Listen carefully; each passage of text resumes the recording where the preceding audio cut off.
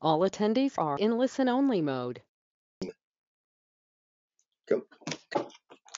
Good morning and welcome. Thank you so much for joining us for, oh gosh, what are we, episode 33 Da-da-da. of Yeah. Business Unusual. We need a drum roll. Can you get us a drum roll there? There we go.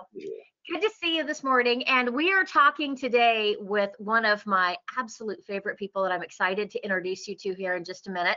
Really quick though, I'm Brendan Filbert, managing partner with Salesworks. And my job all day, every day is helping people get in front of their next best opportunity. And that's not next best as in almost the best, but it's next as in what's the right step for you to take next. And my focus is helping people find clients, get to revenue, or secure their next opportunity. And that's the perspective that we're taking during our webinar series. Chris? And I am Chris Motley, the owner of Motley Creations, where we make you look good. What we do is we help small and medium-sized businesses with big goals. We help them find right-sized solutions and execute on their marketing strategy and develop the brand and the image they need to have. And for those of you who have been on here, we were talking earlier about the social dilemma. And one thing I'd like to say in that is that with all of this is that my company tries to be accountable to those kind of things as well, right? So if you would like to do business in an ethical way, we'd love to help you. And then Mark, do you want to introduce yourself? Well, hang tight just a second because I want to brag on Mark real quick, and then Mark can do his. I'll be quiet for that. Yeah, he's probably pretty good with it. So Mark has been one of my dear friends and best referral partners. So Mark works with Mike Searcy, who when I first started my business in 2006, there were 3 people in my very first training class. And Mike Searcy was one of them. And over the years, Mike has opened the door to about 230 different amazing people that he's introduced me to. So he has been one of my single best referral partners and sources of business. Mark is on track. You better tell Mike that he's going to have to step up his game because Mark is on pace to exceed him as a referral partner for me. Now, this is truly a partnership. I like a good competition. Well, I love introducing Mark to just transitioning professionals. He's been amazing. But where I found them to be an amazing resource, and I'm just going to share a really quick example here to help you understand the perspective that he will bring to you this morning. I had introduced him to one of my clients because my client was in a position in their business that they'd had a significant lull and were trying to figure out if they were going to close their doors, if they were going to continue operation, if they were going to reframe or repackage what they were doing, what the next right move was strategically as far as their business fitting their career goals. And they were doing it mostly from the perspective of they were concerned about capital and all kinds of other stuff. And Mark's partner, Mike, met with them and just had a conversation with them about their life in general. And actually, were getting ready to kind of make a couple decisions about how they were going to access capital in their business that would not have served them for their long-term goals. Mm-hmm. So I absolutely love referring Mark and his team because they're going to take the perspective of holistic life management with what advice they give. So we are not here talking this morning about investment management. We're not here talking about what to do with retirement planning. There's none of that that's going to be talked about. Well, there may be some, but he's mostly talking about what you can do in order to accomplish your financial goals through your career and your business. And not to mention, I will also ask for him to share some of his tips and insight as we go through, because he has done a phenomenal job of building a network that consistently feeds him amazing opportunities. And we'll want to feature that as well. So I just had to brag on you, Mark, and I'm going to turn it over. You can do your introduction, and then we can dive into our conversation today. That's great. Thank you for that, Chris and Brendan. I'll brag on you for a second. Then I took your 9 steps to productive prospecting. It must have been the year after Mike did, or 2 years. Believe it or not, I've been with Searcy Financial since 2006. Wow. And as you know, I invest in a lot of people in terms of not expecting. Our kind of firm culture is a servant's heart, be an advocate, just be there to add value. And if they need help with what we provide and get paid to do from a financial planning and investment perspective, that's great too. But just in the last week, Brendan, you know, I've struggled with estate planning attorneys. I have 2 referrals from a couple that I've invested in, and great people. But as you know, in referral relationships, reciprocity can mean a lot. So you taught me that investing in people, relationships, although sometimes it does take a while, it certainly does pay dividends because I'm seeing it now. So having said all that, my background, and I'll be quick, is I have a degree in family studies and human services. And the reason I say that is because an emphasis in financial planning, but really it's about helping families, relationships. Some families are in business together. Just that piece of it also includes some therapy background. I'm not a therapist, but you got to know talking about money sometimes involves some therapy between spouses, between kids and parents and grandparents. And so I love that my degree was in that because it really contributes towards the non-commodity part of the services we provide. Anybody can manage money. There's no guarantee of great investments. We do that too. But not everybody can be invested in someone's life and kind of help them get to where they want to go. And that's primarily what we do. We're a firm of 10 people now. Our founder is in Florida. I am in Kansas City with Chris and Brendan and have been here and plan to stay here for the long term. And then our 3 other partners and other team members, and I don't know if you even know this yet, guys, but we hired 2 new people in the last month, one in Portland, Oregon, and one in Jackson, Mississippi. The virtual thing is working. So we're kind of living proof of that, and we send a computer to them and then it gets set up. But with that, our team is helping with financial planning, and we'll talk a little bit more about that throughout this presentation. Fantastic. Awesome. Well, as we get started, so we're going to kick off our presentation here. What I'd love to do is get a sense from our attendees. We've got a lot of folks that have joined us this morning. Would you do me a favor and chat into the questions pane and let Mark know? We want to get an idea of how many of you are launching a new endeavor, whether it be a new job, maybe there's been a change and you received a promotion.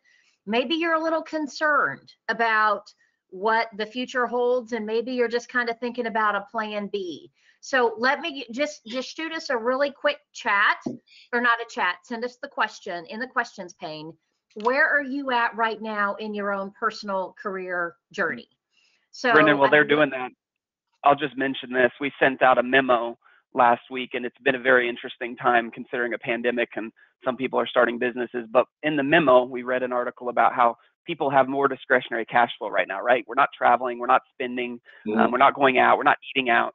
But in that same memo about if you have extra cash, we should talk about it and what you should be considering with it. It also had to go into, oh, by the way, we have a handful of clients also losing jobs, people also struggling, people that have been furloughed or have a 30% pay cut. And so it's an interesting time to not know how it's impacting all of these people. And because of the undecided finding new work, that's why a lot of people start considering freelance, which is kind of part of our topics today, for sure. Right. We've got some that are plan B, launching new businesses, later career stuff. We got all over the place. Okay, fantastic. So Mark, you've got a very broad and diverse audience about coming from this from a lot of perspectives, and I know that you've got a lot of great information to share.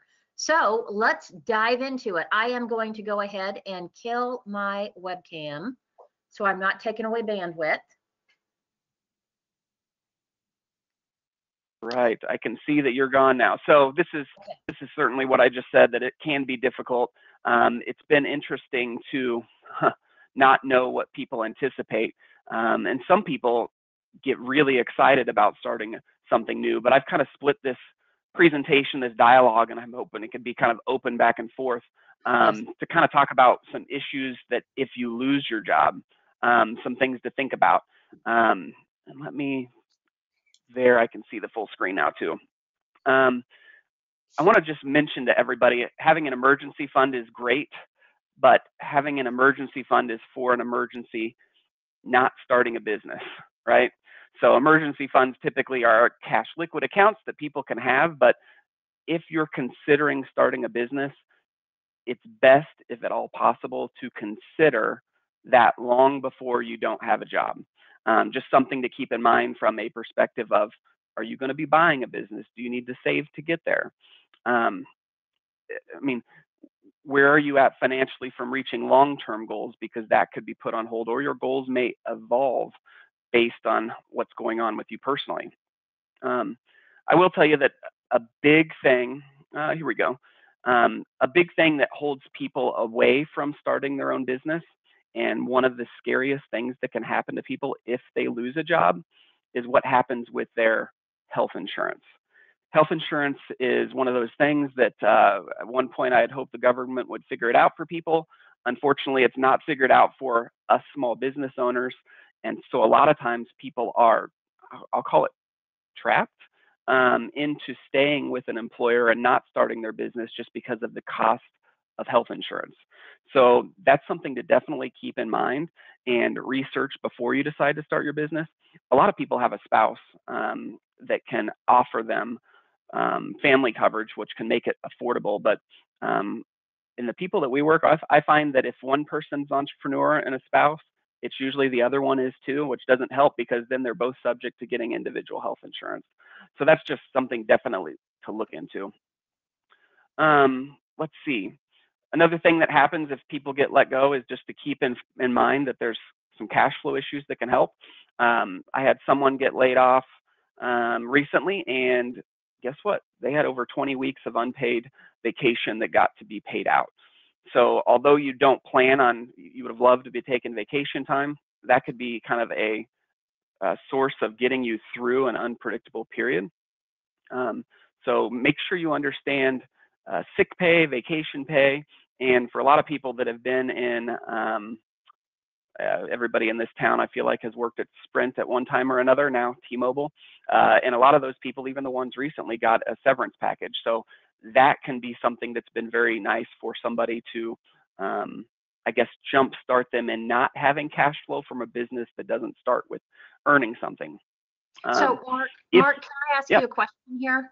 So sure can. What are some of the questions that if someone is getting ready to potentially face a layoff, or they're concerned about it, what conversation should they start having?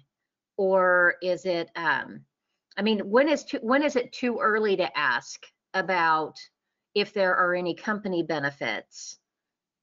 I think it's all about a benefit package. Interesting enough, and I'll answer that. We had someone that we've been working with recently got let go from AAFP. It's turning out to be silver lining. I think they laid off 20% of their workforce, but the jobs he's interviewing for are actually at 25% higher pay.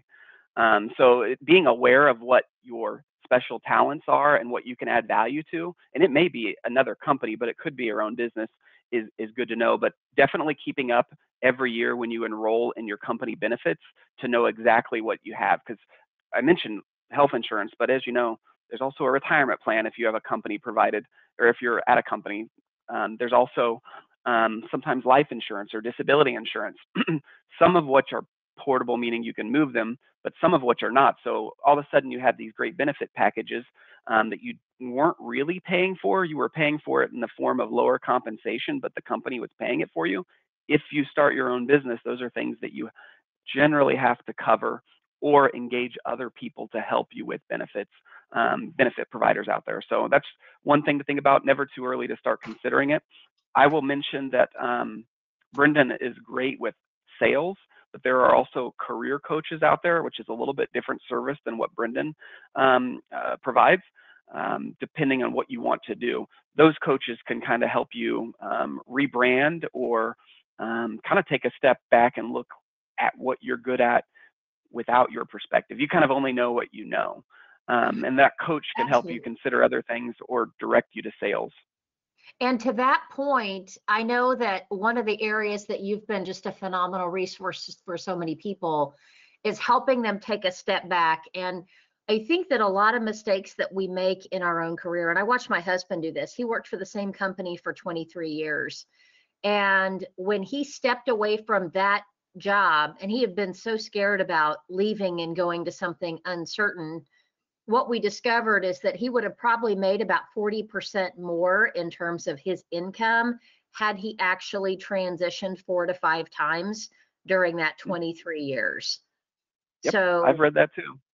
it's a case of the silver lining is definitely something that, you know, when God closes a door, oftentimes he opens a window and there's a better view on the other side. So this is certainly a good perspective to take. And I'll admit this, and you can relate to it as well because you have your own business and love what you do, is if you're between jobs or considering starting your own career or business, consider doing something you love. I mean, obviously, if it's a brand new business, you're not going to start off making a salary like you were before. But if your heart's in it and you're doing something that you, I guess, time flies when you're doing it, you enjoy the people that you're interacting with, that the money will follow. I've seen it happen for so many people, or they learn that they were living a lifestyle they didn't want because they were making more than they needed to be content. And money isn't everything, as you know. Flexibility, relationships, all that can play into wealth and happiness more so than having a big salary. So that's something to keep in mind too. Advice then, Mark, is to ask questions, understand what your benefits package is, take a look at your benefits package if you've got the suspicion that there's something that's coming up. And then to the other point, non-competes. How are you seeing those? How many companies are having those these days? Most businesses that want to protect a line of revenue have them. And that's something just to be very, very careful about. I met with an accountant for lunch yesterday that left an accounting firm to start his own, and very similar situation. He maintained the relationships. They came with him, although he did not solicit them. So covenant not to compete, regardless of what it is, have an understanding of what that looks like. Because ideally, if you're leaving somewhere and doing it on your own, some will come with you, and that will give you a base of income to start from, so you don't go to zero. So that's definitely something to keep in mind. Trying to think about what else people should do if they're anticipating it. And budgeting, I know people hate to talk about it, or tracking expenses. I'm an OCD person about it, but as you know, most people just make sure they don't spend more than they're making. But if you know that you may be going through a period of uncertainty or income, going through budget and figuring out what you can cut and what you don't need, it's not fun, but you'd be surprised about how much fluff is in there. And I'm talking gym memberships you don't use. I'm one of them. I mean, club dues, eating out. Some people pay extra on debt reduction, which they can reduce back towards just paying the minimum on either a mortgage. Don't always recommend that on a credit card, but getting to a point where you know what discretionary is and what non-discretionary is on the expense standpoint, so you can pull back and make sure to live through a period of lower income, perhaps. That's a good point here. So debt payments, we just talked about. Deferring payments. COVID has really kind of put us in a weird situation, and a lot of changes happened really fast. A few of which are helping people that are coping with this issue known as uncertainty, I guess is the word I'm looking for. Student loans, if people have those are oftentimes, unfortunately, in our society, things people have well into their 40s now. It's not uncommon for me to meet someone in their 20s with 6 figures in student loans. But because of the pandemic, some of that has either been put on hold from an interest accumulation standpoint, or you can defer payments. I believe that if you lose your job, regardless of COVID, you can defer payments on student loans for up to 3 years. And even if you're underemployed, meaning you have a job, but it's temporary, like you're waiting tables in between finding the next job, you can kind of withhold some of those to get you through a period of time. So deferring payments, and mortgage companies got really creative over the last 6 months in terms of allowing people, some of what you're doing it that don't need to do it, surprisingly, to either delay mortgage payments and then they add them onto the tail end, although interest is still accruing. Regardless of all of it, just knowing the options or having someone to turn to talk through them is important. To that point, one thing that I do want to encourage everyone to evaluate, and I discovered this just because I had a client that ended up getting caught in a gotcha moment. He took the deferral, but it wasn't a deferral that was to the end of the mortgage loan. It was just to the end of a 90-day time period. And he ended up facing 3 months worth of payments of mortgage that were due immediately. Mhm. And he ended up, I mean, so just know what the policy is and ask a lot of really good questions of your And mortgage. read the small print. Yes. Yep. That's because it was Yeah. the small print that got him. And I mean, he ended up having to take out a personal loan in order to pay it so that he wouldn't get caught. But what you think may be a benefit as far as deferring may just end up giving you a bigger headache in, you know, when the deferment ends. So that was Yep, to one that's point also. good point. And then I think the last bullet point on here on 62 and older is what I'm seeing more with people is recreating themselves over a whole career. As we all know, people are living longer. In order to live longer, you either have to save more money to be able to finance retirement, or consider these freelance type opportunities when you get into retirement. And I'll go back to mentioning doing something you love. We work with some 75-year-olds that are doing things they love, making more than they ever made, and not being able to imagine that 15 years ago. But having said all that, there are certain things that come into play that you can get access to if you're at certain ages. 62, I think that was listed in here because that's the earliest that Social Security can start. So if you're feeling tight with money, Social Security can start, but keep in mind that you might be giving up additional benefits or higher payments if you delayed it. So that's just something that is based on your personal situation and your long-term goals and health and where you're at. That's something we review with people, but eligible to start early. Retirement plan accounts also have certain ages where you can get access to distributing money without early withdrawal penalties. For most accounts, that's 59 and a half. So at that point, you can still distribute money, but it's still taxable as ordinary income if it's a traditional account. Not generally recommended, but interesting when I talk with people that are starting their own business is that they can kind of steal from a retirement plan account, meaning you go backwards to go forwards. So if you're creating a business and you have to put $200,000 into it, but you earn an income over the next 2 years and then can sell it for $300,000 or $400,000 or $500,000, it kind of makes sense to be able to go backwards to go forwards. Of course, all of that's unknown and all of it has tax consequences, but I've seen people do that very successfully, although it has to be calculated and well done. And I've seen some people do it unsuccessfully. So that's just something to be careful of, but be aware that you have access to some of those accounts. Let me keep rolling here. We talked through health insurance issues. Let's keep going to the next one. Oh, that's a good point. If Wait a you minute. did have, yep, that's okay. Health insurance does have options. If you know you're losing your job, it makes sense to get a lot of those health things out of the way that you know need to get done, but you've put off. Either they're precautionary things that will be covered or not. Doing those before you aren't covered by the company plan is a good idea. But then most people are also eligible for COBRA coverage, meaning eligible for the same health insurance coverage. I think you have to have a company of 20 or more, but the coverage is at cost of what the company paid for you, not what you paid. So the company may be paying $500 on your behalf and you're paying $200. So you'd be paying COBRA insurance for $700 a month, which oftentimes, believe it or not, is sometimes less than what people pay in the individual marketplace. Oh, yeah. Absolutely. So that's a scary thing. That's why most people, and I could do a whole session on Medicare, wait to leave a job until they're Medicare eligible when the costs become a little bit more reasonable because it's financed a lot by government. So of course, spouse insurance plans, get on there if you can. I mean, my wife was my greatest investment. She works at Truman Medical Center, and now I have fantastic health insurance that I paid a lot for before as a small business owner. So definitely, even if you have your own insurance, you may want to go to your spouse's anyways. Just reviewing benefits is good. Okay, so some of this we've already talked about too, assets and debt. We talked about student loans. I will mention that, did you have a question, Brendan? Nope. Nope, so let me keep going here. I'm progressing with you. Yep. 401k. Although I don't like to suggest this, I've seen people do it and use cash from them. Most plans allow for you to make a loan on the 401k up to $50,000 or half of the balance. Does that mean you should do it?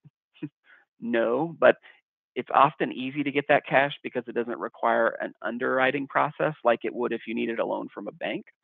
So that's definitely an option to come get a cash flow. But I will caution you that oftentimes if you get let go from the company and you had a loan on it, oftentimes, or I've seen it happen where it needs to be paid by the end of the year, which means it either gets paid by a distribution from the account, which can be a 10% penalty on top of that for doing it. So those are just things you need to be careful with. It's an okay idea if you just need quick cash and you're going to pay it off in a few years.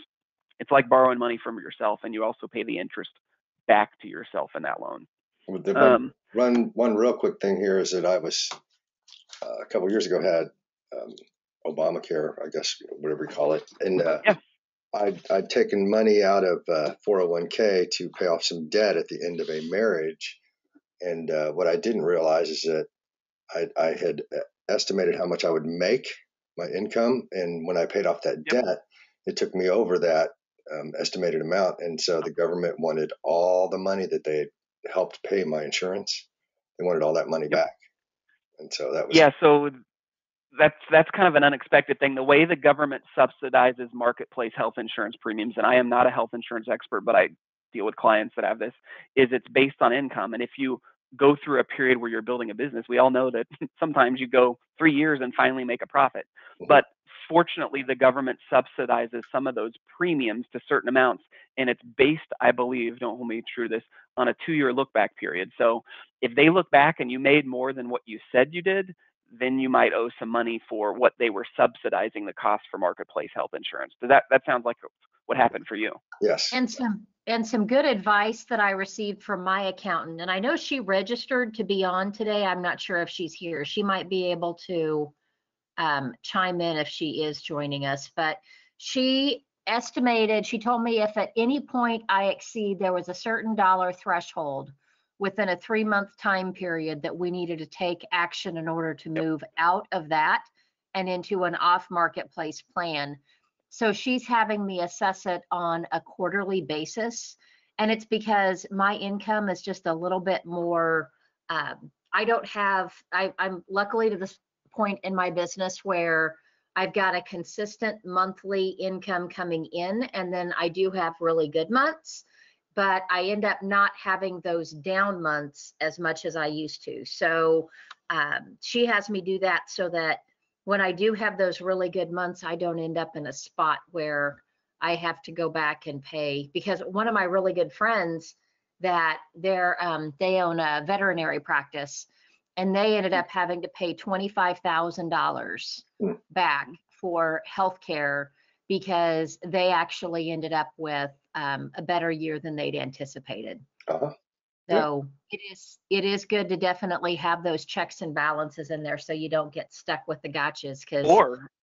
The accountants can also help you structure receipt of money too. Like if you can hold off on that new client coming in 2021 instead of 2022, it could make sense from a multiple reasons, meaning saving you on health insurance premium and spreading out cash flow. But that is, I will admit that, and you guys know this, is that the downfall to being a business owner or a freelancer, and I work with a ton of real estate agents, is guess what? Real estate agents make really good money 6 months out of the year, and then they might have the month of January where they don't sell one house. And so that's common for a lot of other businesses. So structuring your cash flow in your startup business is going to be important for when you kind of go through some periods that are going to be tough. And it's different between every business, but that's just what Brendan mentioned, a reminder of that as well. I will also tell you that if you're going to change jobs, and go back one more screen real quick, and this is all kind of relative, but I listed home equity line of credit. If you've been thinking about getting a loan, if you've been putting off refinancing your mortgage, interest rates are really good right now. You're going to want to do all those things while you haven't earned income. So the underwriting from a financial perspective can put you in a good position to take advantage of low interest rates. You got to imagine, I just helped somebody that's refinancing their home loan and a rental, but they've changed jobs in this year, which makes it really hard for the underwriter to say they're a qualified borrower if they've only been somewhere earning that money for a month.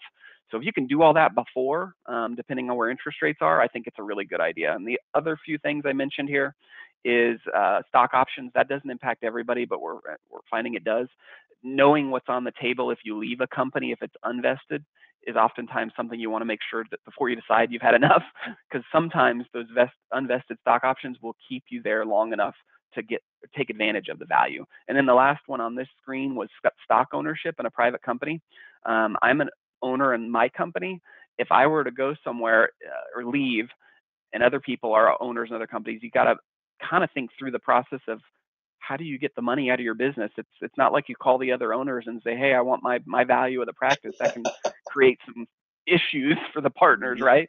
So illiquidity is an issue if you're already an owner in a business and leaving and you have other partners. Just something to always keep in mind on how your money is going to be received back out of the company you're leaving. So let's go to the next screen here. Tax planning. And one more. So no, you're good. Yeah. So which one? most people, you go to the next one. Tax planning and low income is perfect. Yeah, right there. Low income years present some good opportunities. One, to take advantage of the health insurance subsidy that Brendan mentioned. Other ones are, if you make less money, generally you owe less in tax. And so it presents some opportunities to convert traditional assets within retirement plan accounts to Roth assets, meaning within a Roth, the money can grow tax-free for retirement.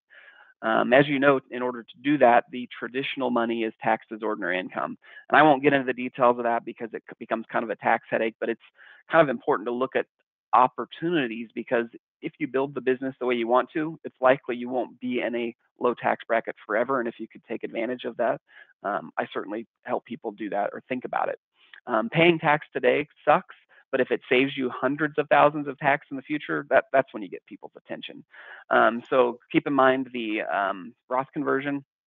Let's see. Also, if you have lower income, it allows you to make contributions directly to a Roth IRA outside of a conversion. If you own assets that are appreciated, and Brendan, I know you work with people that own land. Land is one of those things that's hard to sell, but a lot of times people have owned land for years, and there's capital gains built into it. Right now, the way the tax structure stands, it is if you inherit something at death, there's a stepped up basis on that. Things are being considered, and depending on who wins the presidency, a lot of things could change. But if you make below $80,000, and I'm telling you to confirm all this with your accountant, I believe there's opportunities for 0% capital gains tax rate. And that can be in individual investments like what we're helping people with in their brokerage accounts. So those are things you don't really think about, but if you have a low income, there's planning ideas that you can go through to help with that. Let's see. Anything on I will also mention, what's that? You've also got the point phase outs and sell. That's just if you're selling a business, same type of deal on capital gains thoughts and background on things you should consider. I would tell you that these things are things that financial planners like myself kind of give ideas on, but definitely partnering with other people. And I think at the end of the presentation, I kind of want to go through some people that you probably want on your team to help you with confirming, doing these things, authorizing next steps. We kind of become the person that generates the idea for the client or person to go research it more. But certainly in low income years, although they're not fun, they present opportunities too. They do, absolutely. Yeah. I will also mention one more thing that some people are doing, and I'm seeing a lot of people, we have clients all over the country, and I'm thinking of a few that have worked and transitioned to states where there's no income tax. I'm thinking of Texas. I've had a few clients move to, and Texas is a wonderful place. They don't have state income tax. So if you can imagine, saving in Kansas over 5% in taxes, that drops to your bottom line and makes it a little bit easier to digest starting a new business, where more of it you get to keep. There are other states, well, Mike Searcy has moved to Florida. It's one of those, as we know. I think Nevada, New Hampshire, South Dakota, Tennessee, Washington, and Wyoming. But just keep in mind also that sometimes they find it in other ways, like property taxes or ways that you end up paying just as much sometimes. Absolutely. So let's see, ideas for starting a business. We kind of hit on this, and I'll just touch on it again. Consider your personal cash flow needs. How are you going to, if you're starting from scratch and don't have any business or clients, make sure you have money set aside to supplement your living expenses. Otherwise, it can be a troublesome time. Often, Brendan knows Jeff Crooks. I think I met him through Brendan. Is some people buy a business through a business broker like Jeff Crooks, and the luxury to that is you can start with an income, a salary, because you bought a business. The drawback to that is, well, now you got to buy the business. So does the cost, how long does it take the cost to make up for what you're earning? And that's something that he can certainly help you out with. We do projections for people on that, but depends on what you're doing freelance wise, but consider it. Well, and I I will do also know say, that the statistics on that, I think, were, if you think about it's an 80% failure rate of a lot of businesses when they start. And that's kind of an interesting topic in and of itself, because you could probably give a lot of insight on why would most people fail, because you've probably seen similar situations to what Chris and I have seen. Oh, yeah. But if you buy a business, I know that you've got a greater chance for success with the transition than starting your own. But with that being said, I see a lot of people make the mistake of just looking at, okay, I made $150,000 working for Sprint. I need to go buy a business making $150,000, and they don't look at what that business is. I watched somebody buy a company that did digital print that, you know, they'd been in marketing at Sprint, and they're like, well, hey, I know marketing, I'm qualified for this. true. But they didn't understand manufacturing. Right. And they ended up in a not good place, and the business closed within 2 years. So, you know, that is something to also consider. While it's great on one side, it's also a bit of a challenge on the other if you don't have direct experience in that industry. And to your comment on 80% success or fail rather, a lot of business owners, they try 5 things until they find the thing that sticks. Now, buying 5 businesses is often difficult, but starting 5 businesses is a little bit easier. But yeah, you certainly, if it's a very successful business that can pay you a $150,000 salary, like Brendan mentioned, you got to know that it's going to cost a lot to buy that stable cash flow. I think that in any event of building any business, what you want to do is focus on predictable cash flow for ease of personal life and budgeting, but also if your intention is to someday transition a business, I see people that don't save anything in retirement and their business is their retirement, meaning they put all their money into it and invest everything they're doing because someday they're going to have a cash out cha-ching in the value of their business. And guess what? That produces the money that gives them the freedom to have retirement or oftentimes start another business, depending on what they want to do. Let me give a warning here, because I ran into this about 6 months ago. I met a gentleman that had done that. They put all of their assets into growing their business. Every spare dollar went in, and then they ended up at a spot down economy, and they lost a key client, and their financials didn't look good, and the owner was diagnosed with a critical illness. And now his wife is going to end up, I mean, it will be terminal. His wife will have a business that basically has no value, and he hadn't had anything invested for retirement. So yeah, it's a sad, sad, sad story, but I've watched too many people go that route, and I do recommend working with someone like Mark that helps you be balanced and thoughtful in your approach to how you're going to save and build your business, but at the same time plan for plan B. And I'll admit to that point, we've seen this happen too. And in everything I tell people in financial planning, it's and meeting future goals. It's not all right, when I'm 55, I'm finally going to save $100,000 a year.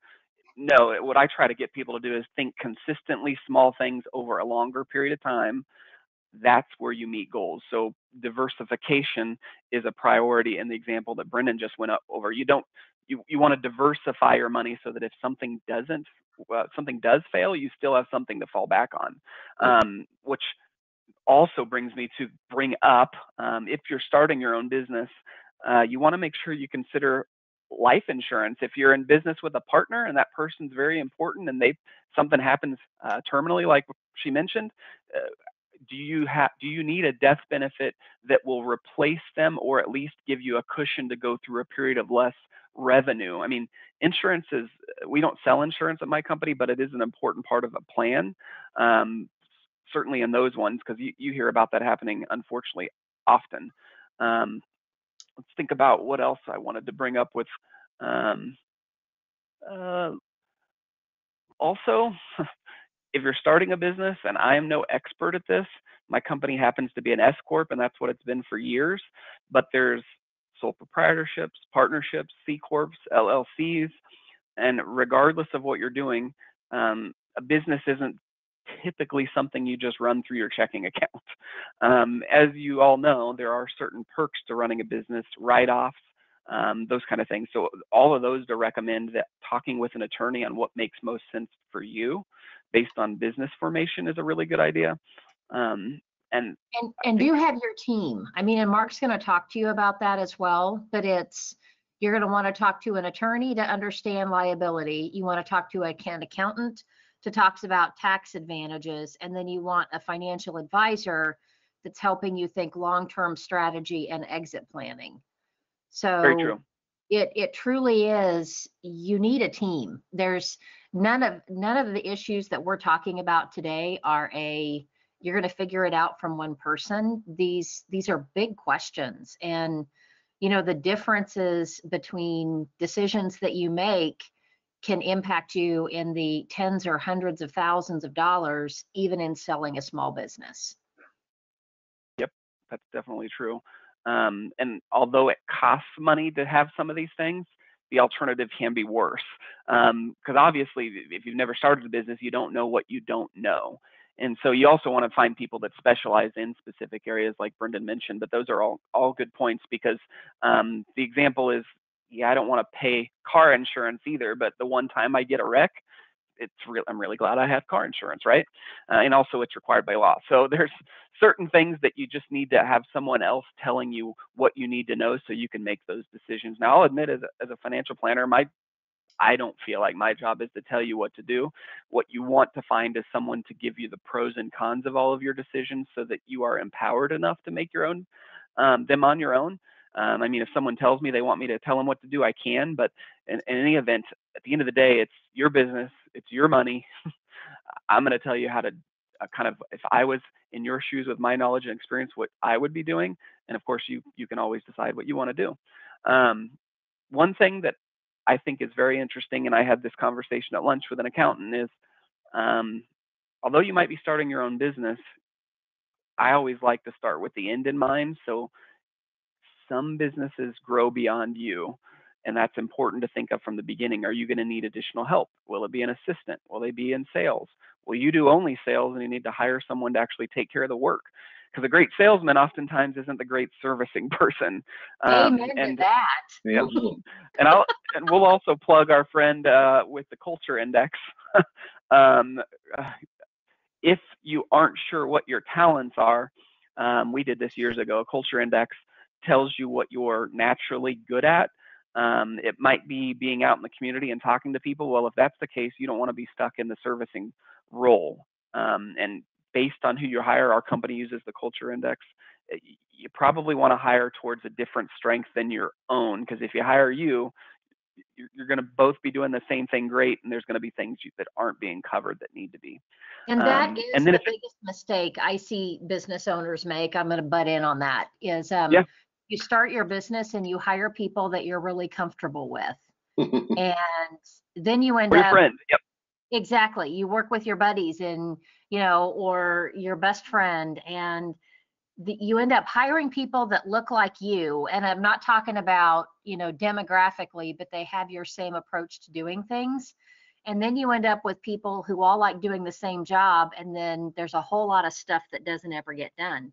So and you also get people that tell you what you think you want, what they think you want to hear, instead of what you need to hear. So by all means, I encourage you to make sure that you are finding diversity of thought as you expand your business, and the Culture Index is a great way to help you do that. True. And I know a lot of business owners, once they need help because they're not prepared to manage an employee and give benefits and have a job description, a lot of them end up getting 1099 work from someone that they can have help with on 5 hours a week or 10 hours a week. And if it isn't the work that they want or they're happy with, guess what? They don't renew a contract for the next project, and that's okay.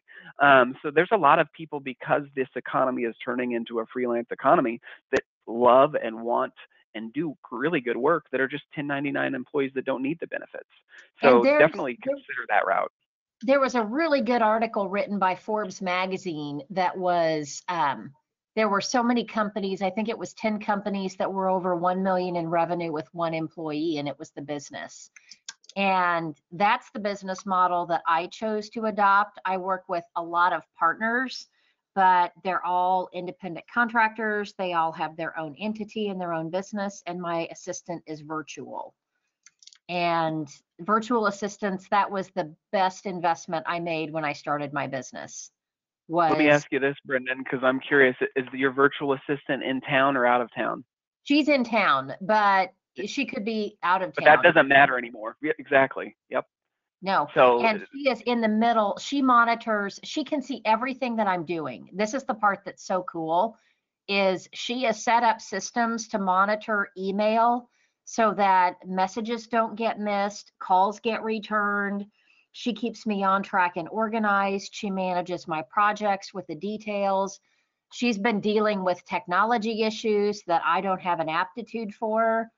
And it's, I mean, I spend $30 an hour on her, and I know a lot of people would say, well, but you can get that done for 10 if you hired somebody full time. And it's like, but I'm going to get somebody that I have to micromanage for 4 hours to do the job. And this, I have an executive level assistant that I can just turn over even difficult tasks. Like she manages website issues, and either she does it or it's done by, you know, her vendors, or she finds resources to do it so I don't have to be distracted. Yep, those are the best people. They find solutions without having to be micromanaged.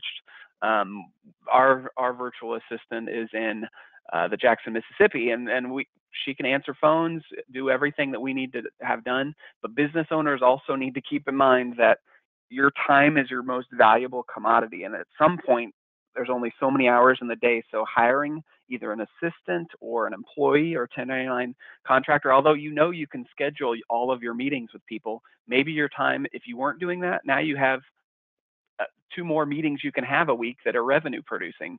So don't feel like, as business owners, we all know this, it's always 2 steps backwards to go 5 steps forward, and then you got to do it again, and then you got to do it again. The businesses that don't do that are the ones that often get stale and stagnate. So recreating yourself and making best use of your time is really important. Absolutely. Let me think. I've just got a couple more. I'm watching the clock too. I don't have a hard stop, but there's one more thing that I'll mention for business owners is often forgot, is that if you work for an employer, they pay your half of FICA taxes, which are Social Security tax and Medicare tax. When you're a business owner, you get to pay the employer's side of that. So instead of being 6.2 and 1.45, it's 12.4 and 2.9. So those are just little things that you don't think of until you become a self-employed person. So understanding how the income is going to be taxed is a good idea. And although this is another delegation piece, and I don't know if Chris and Brendan, you do this, but delegating the profit and loss statements and looking at your business to other people is also helpful, because you get out of your own way. You think that you're doing it right, there's no other perspective, but oftentimes someone that's prepping that for you can point out very obvious things that you are otherwise working in the business, not on the business, if that makes sense. Mm-hmm. And it can provide you with a dashboard. That's the other thing that I love working with an external accounting professional, that they just help you be just more strategic with how you move, because they know what you don't know. Yep. Yep, that's that kind of leads me into, and I'll go back to this one. The people I wrote down that you need to probably consult with as you're considering all options, including either losing a job and starting a business, is I wrote down a financial planner for the overall view of the different impacts, the accountant. I put a business lawyer for formation, a lender if appropriate, because you're borrowing money to either supplement cash flow for a while or you're buying a business, and then a business broker. And I also put in here, because I did life coaching for a while, and although I focus on business, oftentimes a life coach is a good reminder that if you focus on family and spirituality, everything else takes care of itself. But me personally, I needed reminders for that. So I put a life coach on here, and then sales coach if you're in sales for something Brendan can help with for prospecting and getting in front of revenue opportunities. It's huge. Even though you're good at what you do, it doesn't mean you know how to get in front of the people that are going to pay you to do it. So that's kind of a wake up call I had early on as a young person trying to do business development and financial planning. I was young and looked young, so that kind of, I had to overcome that in order to actually get people to pay money for the value I offered, and that's different for everybody. So those are the kind of the team. Did I leave anybody out, guys? I think I listed No, 5 but or 6 of those. it's a common thing that the best golfers in the world have coaches, and we Oh walk yeah, around thinking that we should know everything, and guilty as charged myself, and I I wholeheartedly believe in that. I laugh because I feel like it was my life coach, um, her job to make me feel uncomfortable. Like, Yeah, because It at the end of truly the day, yeah, working out is uncomfortable too, but then the long-term results you're thankful for, right? I mean, right, anything is like, anything worth doing is not easy. right.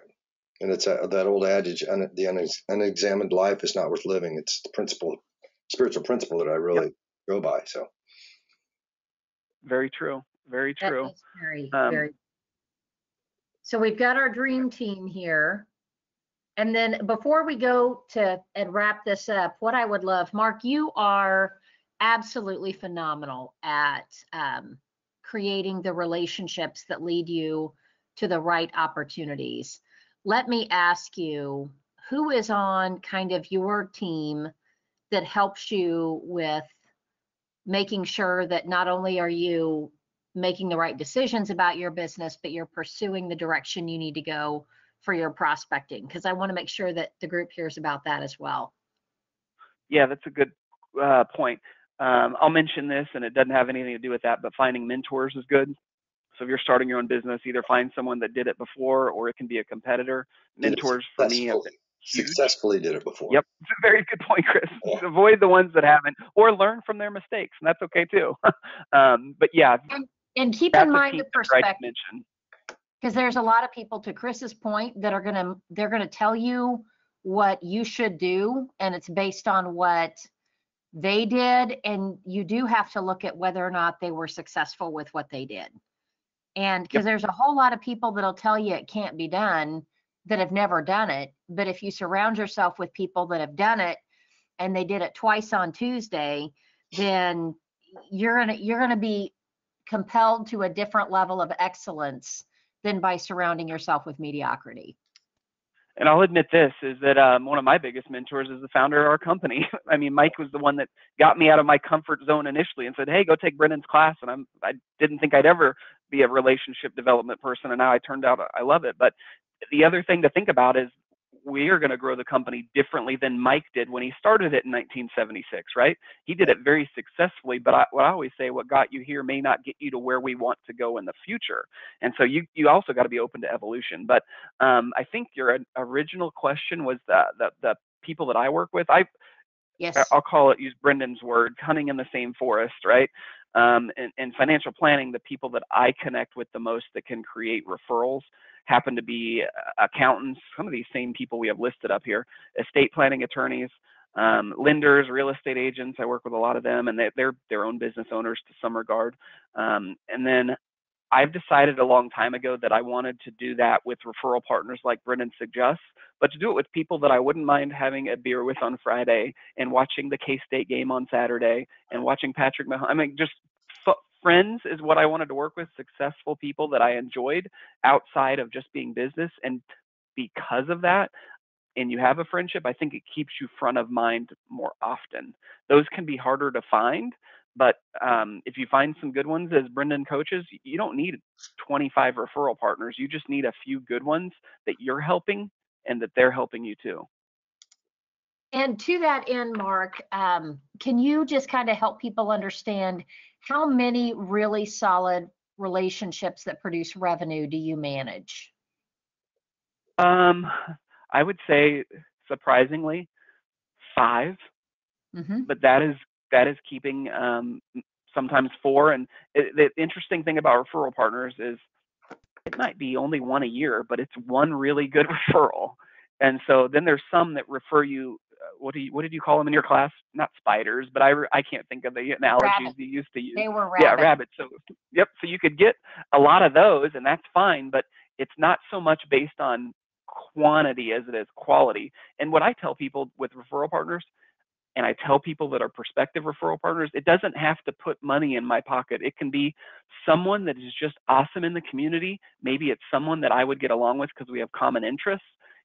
Don't think of it as it's got to be this person's ready to hire you financial planning. I tell people I just want to meet people that want to do things bigger than themselves and are interested in personal development. And if I get along with them, business could follow. If it doesn't, I enjoyed meeting them, and that's okay too. Absolutely. So that's just my personal way of doing it. It's working out pretty well so far. Fantastic. All right. Well, we do need to wrap up. We're running over. I want to give a huge thank you to you, Mark, for taking time with us this morning. And I want to encourage everyone that is on the call. If you have not met Mark, you should meet Mark. His contact details we've got on one of the slides coming up. And if you're currently working with a financial advisor that is not really understanding your life and isn't helping you understand the directions that you should be going, this is one of the most important professionals that will be on your dream team to be successful in your career. And I'm not just talking about if you start a business, if you're in sales development. I mean, the reason why I love working with these guys is they work with a lot of sales professionals and, people that have a 9-to-5, and you need to have somebody in your corner that's smarter than you, just looking over your shoulder, helping you assess it from different sides and make the best decision based on the information and options available. And I always walk away from conversations with Mark and his team with a completely different perspective than I entered into it. And don't surround yourself with people that tell you what you want to hear. Have people that are willing to tell you what you need to hear.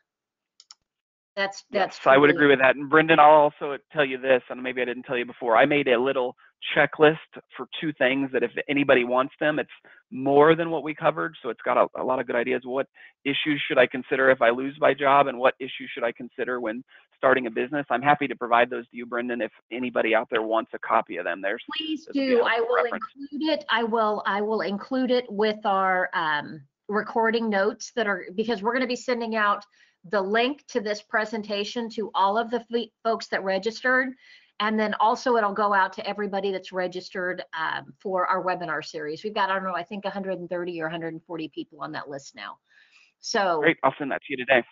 Fantastic. All right. Well, thank you all very much. And I'm going to give just a really quick wrap up with a reminder about, if you want to understand the options that are available for you out there, there are so many amazing resources right now available, especially through the SBA. And we are part of a series that is being sponsored by the Women's Business Center. They have so many programs available that are going to give you insight. They'll tell you about the tax structure, about accessing capital, about all the different options that are out there. There are so many grants available right now. There's just so much that if you are not really looking around at the help and assistance that's available, then you're going to miss the boat. So I'm going to encourage you to check out the calendar of events that are happening with the Women's Business Center. We've got the link here on the screen, kansascitywbc.eventbrite.com. You can also understand that even though they're here in Kansas City, I know we're going to be pushing this out nationally. It's going out on YouTube. It's going out to a lot of people who aren't in this market as well. Listen in, because this is an amazing center. And if we have access to stuff here in Kansas and Missouri, you probably have access to if you're in New Hampshire or Texas or Florida. So I encourage you to avail yourself of the resources that are available, because there's so much help. I just encourage you to seek it. And then we also would love to help. And if you are trying to figure out what your next gig is going to look like, what are your services that you could offer? What's something you can do in order to get to revenue? Chris and I, at the beginning of the pandemic, we put together a very special program that is specifically designed to help you get a business off the ground and running and get to revenue. Our objective is to have you at revenue within 90 days. And we've had some great success stories from our clients, and we're getting great feedback from our beta group. I'd love to chat with you about it. Chris would love to chat with you about it. If you have not evaluated what that next chapter of your life needs to look like, reach out and we're happy to help you. Or if you're trying to figure out how to get this chapter underway successfully and get to revenue and find the perfect opportunities for you, we are here to help serve you with that. And we've got the link here that you can hop on the waiting list so that we can keep you updated of when we're getting ready to launch our very first group. We'd love to have you as a part of it. And then I promised you we've got contact details up here. So we've got Marc's information. I encourage you to sit down and meet with Marc. He is fantastic. Not to mention, he's an amazing connector.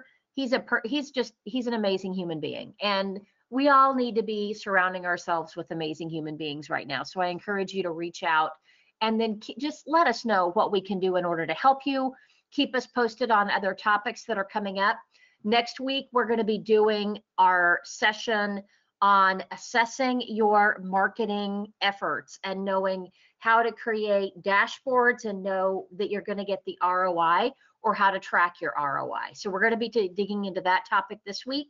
And then the following week, we're going to be digging into content and creating blogs and all kinds of other fun stuff. So we've got great programs lined up for you, and we are excited to serve you during this time. Chris, would you add anything? We are going to post this up on YouTube, and we have several episodes. Obviously, this is 33, so all of our previous episodes are up there. And so you can look up SalesWorks, sales with a Z, in YouTube, and please subscribe to our channel. And most of all, I want to thank you for showing up today. If you found value in this, please pass our information on to your friends, other business partners of yours. Maybe they can find some important information that would help them as well. And we would certainly appreciate anything like that. And thank you all for coming out today. We know you're busy, and we know your time is valuable to you, and we appreciate it. Fantastic. Have a great week, and I wish you all good selling. Take care.